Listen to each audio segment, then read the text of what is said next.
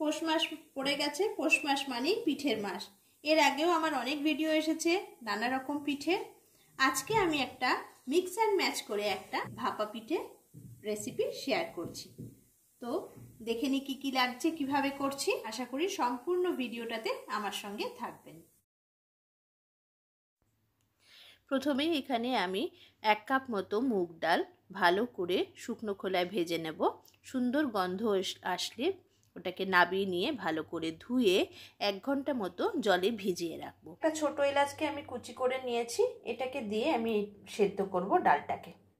পিঠেটার পুরটা বানানোর জন্য যতটা মুগ ডাল নিয়েছি সেই কাপেরই 1 কাপ মতো নারকেল নিয়েছি। নারকেলটাকে ক্রাশ করে নিয়েছি। মিঠে একটুখানি এরকম রাফ রাফ থাকবে। আর পাটালিটাও এরকম ক্রাশ করে নেব। ডালটাকে এরকম আমি শুকনো করে সেদ্ধ করে নিয়েছি। এবার পিঠেটা বানানোর জন্য গরম কড়ায় ঘি আর জল দিয়েছি।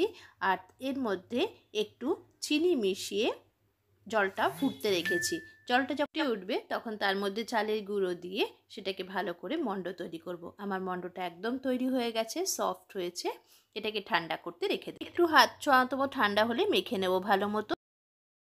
এবার পুরটা বানাবো, তার জন্য কড়াই ঘি দিয়েছি। এর মধ্যে ছোট এলাচ একটুখানি দিয়ে নিয়েছি। তার মধ্যে এবার একে একে আমার সেদ্ধ করা ডাল, নারকোল, পাটালি, কিশমিশ সব দিয়ে ভালো করে এটাকে নাড়িয়ে তৈরি করে নেব আমার পুরটা।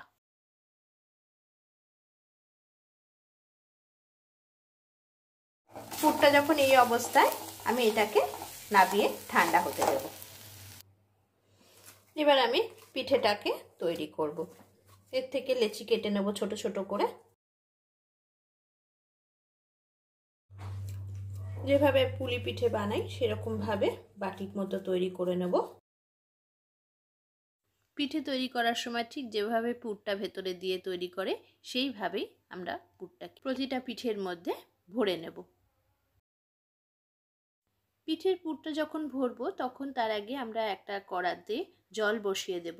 তার উপর একটা ঝাঁঝরি বাটি বসিয়ে দিয়ে সেটাকে একটু ঘি দিয়ে গ্রিস করে নেব, কারণ আমাদের পিঠেটা ভাপে বসাবো।